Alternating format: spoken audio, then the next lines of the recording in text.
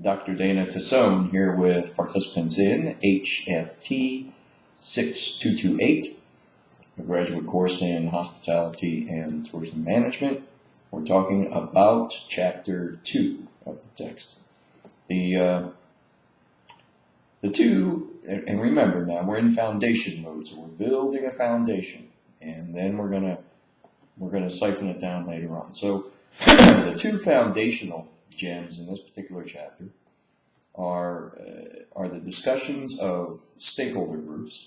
Stakeholder groups, a simplified model, consists of shareholders, customers, employees, and the community. You'll see a lot more complicated types of models describing this, but I like to go with the simplest model that we can. A four-pronged model, to me, makes a whole lot of sense. What a lot of models do is they break the community up into all types of different aspects, such as suppliers and vendors and neighbors and competitors. But I like to lump all of those into the community. We just call those the community. They're external entities. They're not inside our organization, and they're our neighbors. Is the easiest way to put it. So we have four groups: shareholders, customers, employees, and the community. The second foundational gem here is value-added management based on the productivity model. Now, for those who have been kind enough to work with me in the past, some people currently working with me in other courses, you're getting a repetition of a management concept, and you'll get many more repetitions of those. And of course, in more management-related courses, specific management, not human resource management, we're much more detailed in those areas. So at first, I could say, well, I'm sorry that you have to hear this again. But on the other hand, I'm not sorry. And the reason is, if people understand this simple productivity model to a degree where they can internalize it and make it happen, they'll be successful managers. Maybe I should receive residuals for those who are successful in that entity. That's the competitive edge in business. But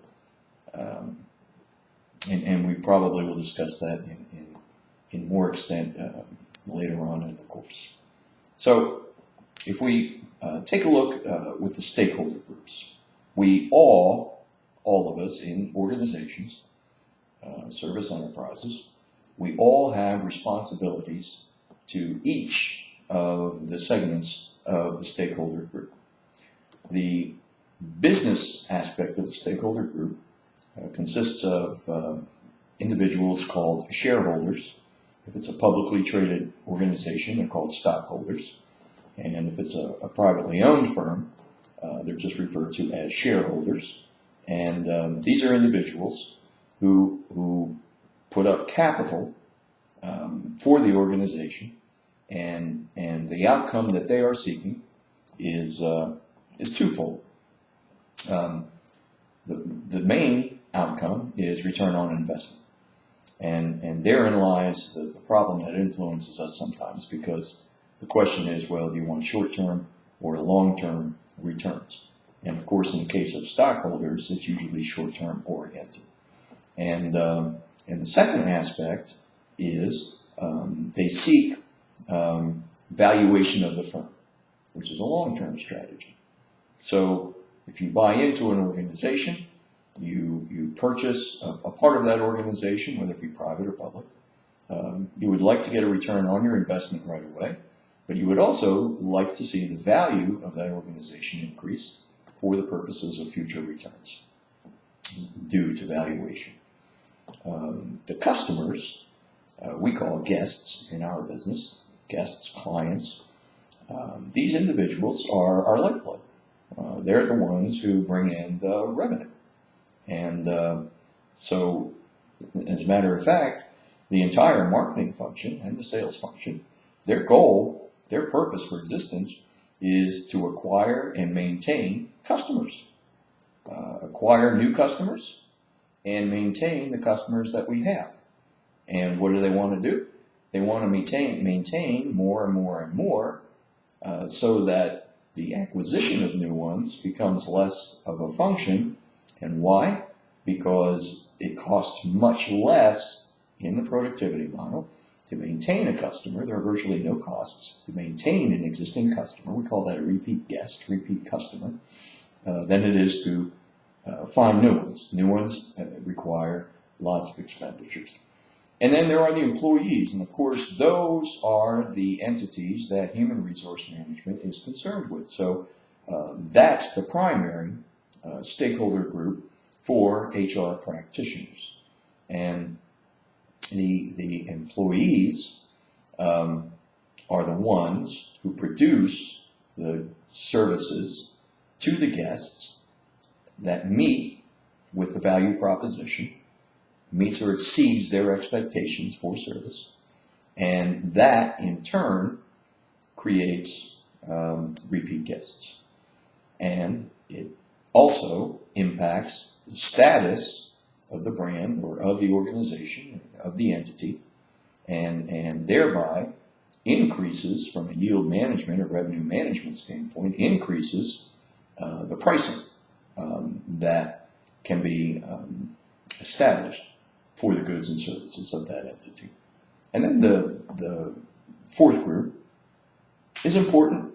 I like to call that, well, other people do too, we call that the community. And those could be your vendors, those could be your neighbors. If you work in a sector that is property oriented, be the businesses and individuals that exist within proximity to that property. It certainly would be the social groups in the communities or counties or states in which you do business.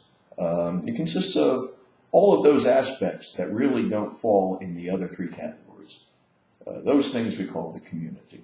And our duty to those people is to be good, solid, responsible citizens.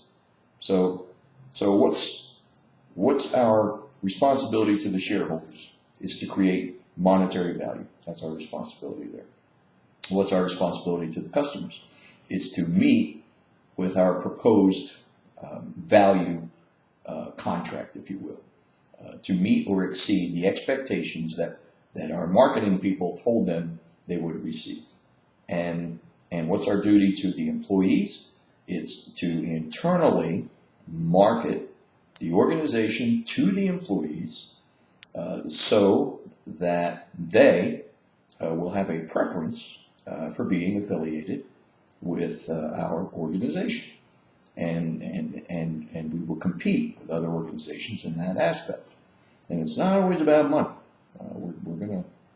We're gonna talk about that quite a bit down the road. You already know that it's not all about money. Money's important, but it's not all about that.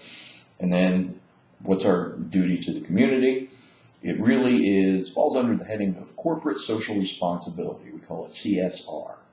And it's our duty to just be good neighbors, to be good citizens. I like to call it citizenship. It's our duty to be contributing members of society. So we know that marketing is in the business of acquiring and maintaining customers, or acquiring customers. Operations personnel are in the business of maintaining those customers by meeting the value proposition. The HR practitioners are in the business of acquiring and maintaining workers or employees. I like to use, you'll see the term in the text, I like to use the term staff members. And what are we acquiring? We're not acquiring really people. We're acquiring KSAAs. Knowledge, skills, attitudes, and abilities. And what we seek to do is we seek to acquire and maintain those individuals who possess the best levels of KSAAs for respective position. And how do we acquire them? We acquire them through recruitment and selection, two separate things, recruitment and selection. Recruitment is generating a pool of qualified applicants. Selection is choosing the most qualified from that pool, from among that pool. And how do we maintain staff members? We do that through a function, broad function, called employee relations, which we'll talk ad nauseum about.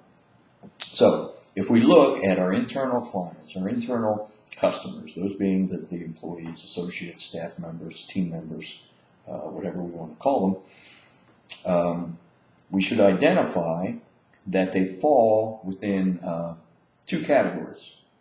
One category is called the line employee, and the other category is known as the staff employee. And the line employee is an individual who is responsible for either providing a product or service or in some way generating revenue. So if we see a person working and if he or she is providing a service or is producing a product or is somehow generating revenue directly or indirectly, that person is a line person. A staff person supports the line. So staff people exist to assist their internal customers, their internal clients. They're there to help them do the job of producing products, providing services, and generating revenue. So that's what the staff employees do. Where's the power? The power with a line employee is within the realm of decision making geared toward the actual operation. So if you rise to the top, the executive level, an executive level line manager has the power to influence the operation directly. And with staff members, HR practitioners, accounting people, marketing people, technology people, those individuals have the power of influence. They have the advisory power to influence the members of the line. Now, a common thing that misconception that people have is due to our slang terms. In slang, we call anybody who works for a wage or is an hourly employee, we call those people line workers. And that terminology goes back to the assembly line era during the scientific management days, and people literally did work on lines, assembly lines. And then sometimes when we provide the real definitions, that confuses people. So a person, a line person, can be a wage earner. It could be hourly wage, could be weekly wage, could be wage per time worked or wage per work produced. That person would be a line worker if he or she somehow generates revenue and or generates a product or a service, and his or her manager is also a line worker, line employee, because he or she oversees the line function. So it's not a matter of differentiating between hourlies and management. They're all the same. If you're in a line function, you're a line employee.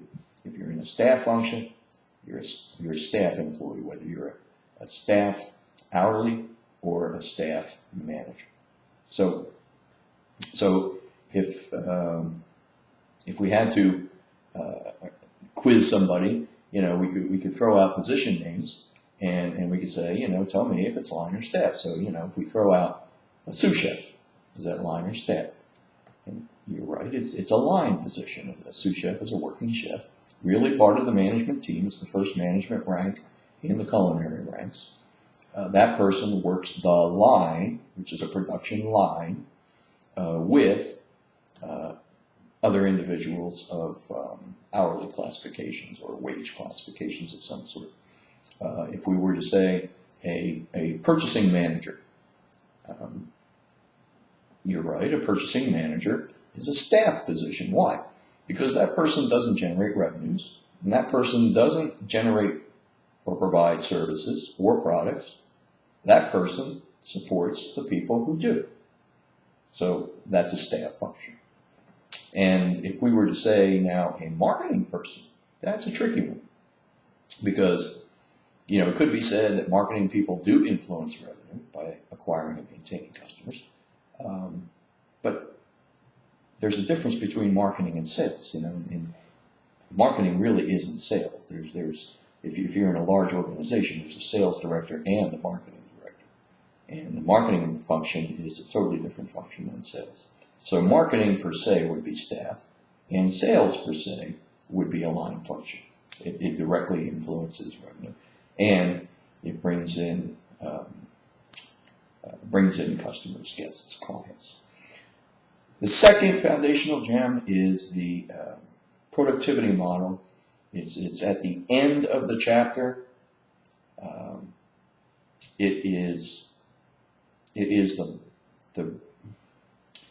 It's the reason for value generation, because while the marketing function will generate revenue, it doesn't necessarily generate profit. It requires a balance between inputs, systems, and outputs in order to do that. And I think we're going to discuss that in a lot more detail. So what's a productivity model? You have inputs, and those are resources. It's another word for resources. What are the categories for that? You have material resources, you have, which includes money, by the way. You have material resources, you have human resources, people, and you have technology resources. Those are the basic categories of resources. Those are things you buy, so they cost you money. You buy those things, you input those things into a system that we call the transformation process, and you then generate from that system an output. And an output would be revenue. When you consider the balance between costs and revenues, you then have the equation for profit. And obviously, the lower the costs, the higher the revenues, the greater the profit. If revenues stay the same and costs are lowered, profits increased. If costs stay the same and revenues increase, profits increase. So all of those are ways, outcomes associated with enhanced productivity. So those are the two things in chapter 2. And I also have a by the way for you, thoughts that I'm having about what was I thinking?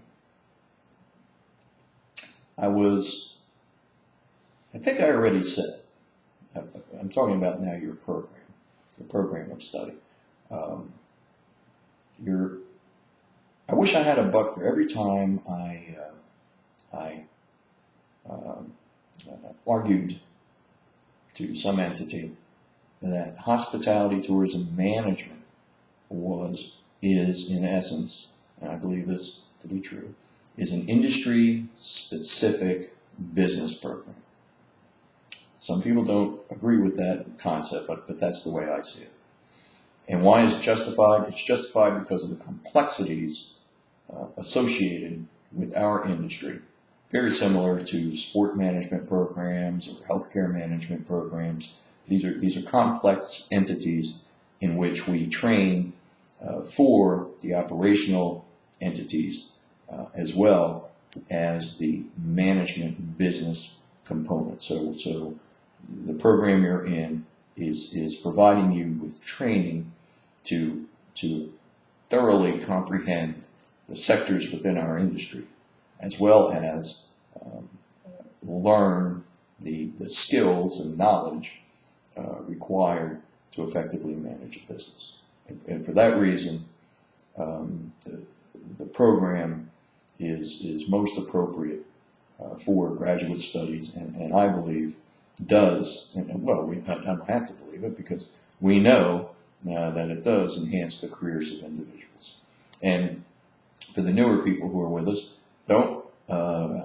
you probably caught that we joke about the research components of this program.